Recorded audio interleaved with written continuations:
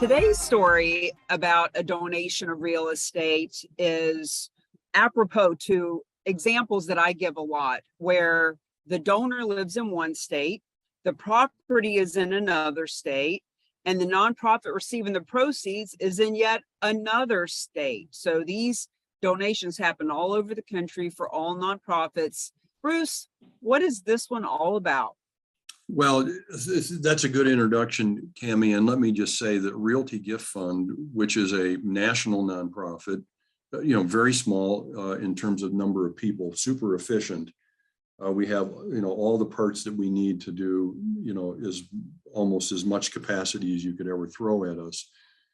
But it's because we are so experienced in dealing with real estate all over the country. We always have done that.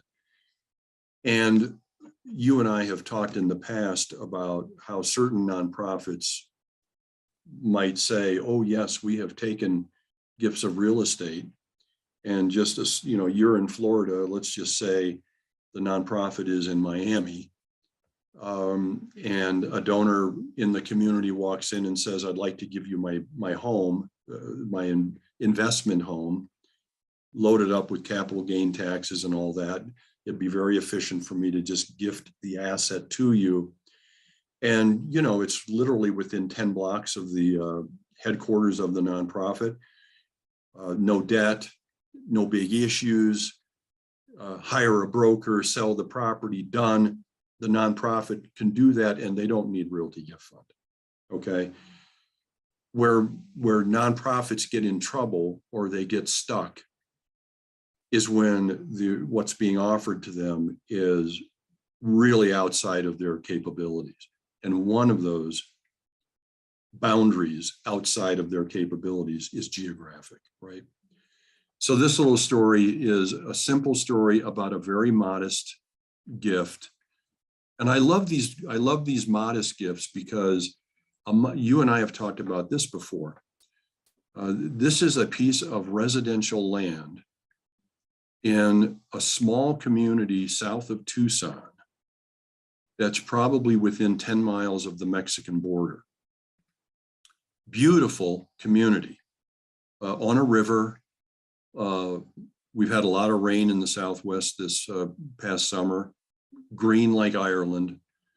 The cottonwood trees, rising up out of the riverbanks, an artist community, that in this case has a section of the community that is kind of rural, kind of not beautiful, not a lot of trees, it's up higher, what have you. And there's this 20-acre parcel that is zoned residential, and this woman would like to make a donation.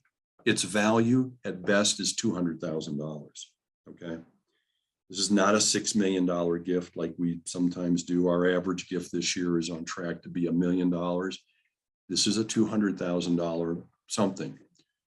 But I love this one because this woman is so enthusiastic. She lives in northern Utah. And she is a huge fan and actually goes to Chicago frequently to attend the performances at the Lyric Opera of Chicago.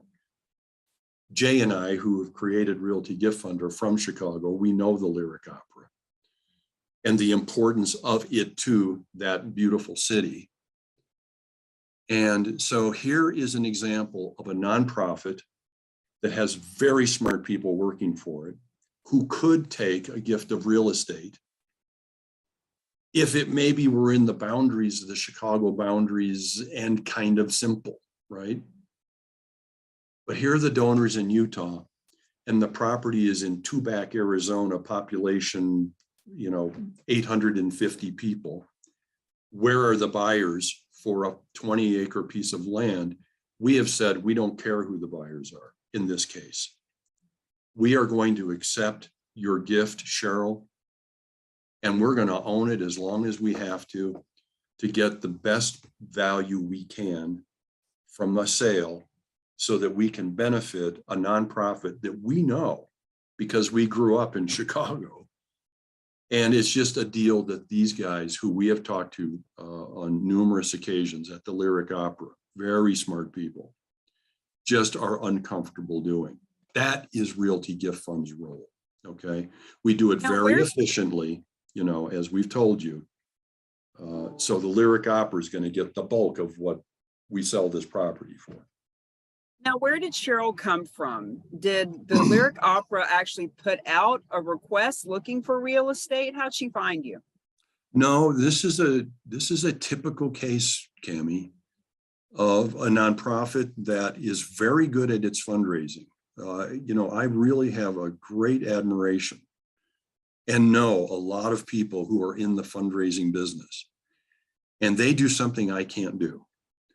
They know how to draw donors to the cause and get them interested in projects and in growth and then the programs and what have you. And donors who support nonprofits have a connection with those nonprofits that's thicker than blood. And that is, in this case, our donor from Northern Utah has this thicker than blood relationship with the Lyric Opera in Chicago. And the Lyric Opera in Chicago doesn't take gifts of real estate very often. They have done it, but they called us a year and a half ago on a gift that didn't make for one reason or another. The donor just turned out not to be ready, but we got to know them and they got to know us. And so it was a relationship that we had created, and this world that we live in is all about relationships. Gifts of real estate is major giving. This goes to the major gifts officer at the nonprofit. The average residential gift, as you know, is about $550,000. The average commercial gift is about $900,000. This is not an email, a text message, a Facebook post. This is a lunch and a hug, and I know your kids' names, and I know where you went to school, and I know how you're doing, and we care about how you're doing. They care about each other. So these are major relationships.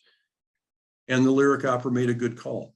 They said, look, we can accept this gift if we collaborate with Realty Gift Fund, who does better at what they do than what we do. We'll do what we do really well, and they'll do really well at what they do. And guess what? Cheryl is happy as a clam. We're closing on the donation. Today's Wednesday. We're closing on Friday.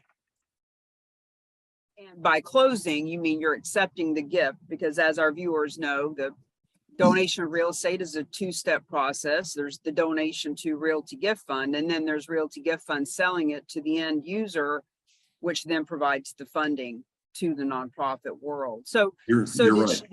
did Cheryl let that nonprofit know that she had real estate, and then they reached out to you? She just randomly came up with it? Yes. That's apparently what happened.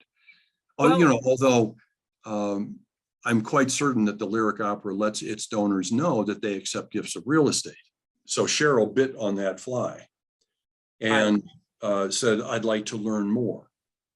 That's all you ever are trying to do. If you are a nonprofit, or if you're a financial advisor and you're trying to attract your donors into the topic, all you're trying to do is get them to the point where they say, I would like to learn more. That's it. You don't need to be a real estate expert. You don't need to be necessarily a tax expert. You just simply say, we accept gifts of real estate. Would you like to learn more? You know, we say that all the time. You can't convince someone to donate real estate. You can't sell them out on donating real estate. What you can do is inform and educate and let them know what their options are. That's true.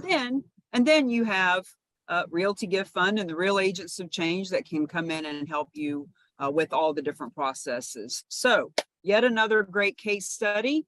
We will see you all on the next case study, where we're talking to our favorite specialized nonprofit, Realty Gift Fund, about all the work they're doing all over the country with all nonprofits. See you next time.